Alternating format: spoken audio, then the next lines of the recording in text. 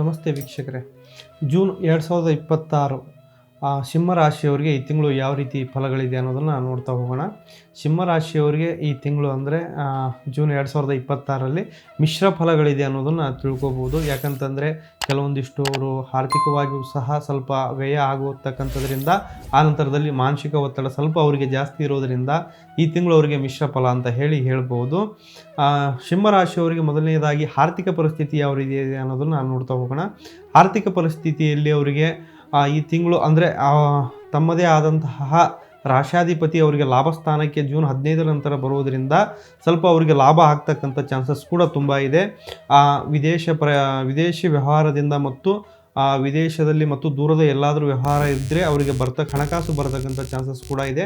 ಅದೇ ರೀತಿಯಲ್ಲಿ ವ್ಯಯಸ್ಥಾನದಲ್ಲಿ 12ನೇ ಮನೆಯಲ್ಲಿ ಅವರಿಗೆ ಗುರು ಕೂಡ ಪ್ರವೇಶ ಆಗುವುದರಿಂದ ಸ್ವಲ್ಪ ಶುಭ ಕಾರ್ಯಗಳಿಗೆ, ಮನೆ ಕಟ್ಟಲಿಕ್ಕೆ ಅಥವಾ ಯಾವುದಾದ್ರೂ ಕಾರ್ಯಗಳನ್ನು ಮಾಡಲಿಕ್ಕೆ ಅವರು ಹಣವನ್ನು ಖರ್ಚು ಮಾಡ್ಬೋದು. ಬಟ್ ಹಣ ಖರ್ಚಾಗುವುದರಿಂದ ಸ್ವಲ್ಪ ಉಳಿತಾಯದ ಬಗ್ಗೆ ಅವರಿಗೆ ಗಮನ ಇರಬೇಕಾಗತ್ತೆ.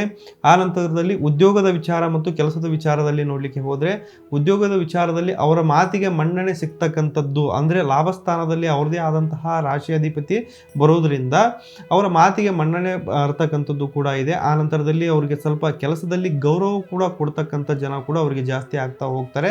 ಸ್ವಲ್ಪ ಅಂದರೆ ತಿಂಗಳ ಮೊದಲಾರ್ಧದಲ್ಲಿ ಅವರಿಗೆ ಸ್ವಲ್ಪ ಕೆಲಸದವರ ಜೊತೆ ಅಂದರೆ ಸಹಪಾಠಿಗಳ ಜೊತೆ ಕಿರಿಕಿರಿ ಆಗ್ತಕ್ಕಂಥದ್ದು, ಆನಂತರದಲ್ಲಿ ಸಹೋದ್ಯೋಗಿಗಳ ಜೊತೆ ಕಿರಿಕಿರಿ ಆಗ್ತಕ್ಕಂಥ ಚಾನ್ಸಸ್ ಕೂಡ ಇದೆ. ಅದು ಸ್ವಲ್ಪ ಅವರು ಎಚ್ಚರಿಕೆಯಿಂದ ಇರತಕ್ಕಂಥದ್ದು ಒಳ್ಳೆಯದು. ಆನಂತರದಲ್ಲಿ ಶಿಕ್ಷಣದ ವಿಚಾರ ನೋಡಲಿಕ್ಕೆ ಹೋದರೆ, ಶಿಕ್ಷಣದ ಬಗ್ಗೆ ಅವರಿಗೆ ತುಂಬ ಆಸಕ್ತಿ ಇರತಕ್ಕಂಥದ್ದು ಈ ತಿಂಗಳು. ಆನಂತರದಲ್ಲಿ ಏನಾದರೂ ಫಲಿತಾಂಶ ಪಡಿಬೇಕು ಅನ್ನೋದು ಕೂಡ ಈ ತಿಂಗಳು ಅವ್ರಿಗೆ ಇರೋದರಿಂದ ಶಿಕ್ಷಣದ ವಿಚಾರದಲ್ಲಿ ತುಂಬ ಚೆನ್ನಾಗಿದೆ. ಕೌಟುಂಬಿಕ ಮತ್ತು ಪ್ರೀತಿ ಪ್ರೇಮದ ವಿಚಾರ ನೋಡಲಿಕ್ಕೆ ಹೋದರೆ, ಕೌಟುಂಬಿಕ ವಿಚಾರದಲ್ಲಿ ಸ್ವಲ್ಪ ಸಣ್ಣ ಪುಟ್ಟ ಕಿರಿಕಿರಿ ಆಗ್ತಕ್ಕಂಥ ಚಾನ್ಸಸ್ ಕೂಡ ಇದೆ. ಸ್ವಲ್ಪ ಎಚ್ಚರಿಕೆಯಿಂದ ಇರಿ. ಆ ನಂತರದಲ್ಲಿ ಹೆಂಡತಿ ಜೊತೆ ನೀವು ಏನೇ ಸಣ್ಣ ಪುಟ್ಟ ಕಿರಿಕಿರಿ ಮಾಡಿಕೊಂಡ್ರೂ ಸಹ ಅದು ಕೂಡ ಮುಂದೆ 15ನೇ ತಾರೀಕು ನಂತರ ನಿಮಗೆ ಸುಧಾರಣೆ ಆಗ್ತಕ್ಕಂಥ ಚಾನ್ಸಸ್ ಕೂಡ ಇದೆ. ಪ್ರೀತಿ ಪ್ರೇಮದ ವಿಚಾರದಲ್ಲಿ ನೀವು ಏನಾದರೂ ಮದುವೆ ಆಗದೇ ಇರತಕ್ಕಂಥವ್ರು ಕೂಡ ಮನೆಯವ್ರನ್ನ ಒಪ್ಪಿಸಿ ಮದುವೆ ಆಗ್ತಕ್ಕಂಥ ಚಾನ್ಸಸ್ ಕೂಡ ನಿಮಗೆ ಈ ತಿಂಗಳು ನೀವು ಕಾಣಬಹುದು. ಆ ನಂತರದಲ್ಲಿ ಕೊನೆಯದಾಗಿ ಆರೋಗ್ಯದ ವಿಚಾರ ನೋಡ್ತಾ ಹೋಗೋಣ.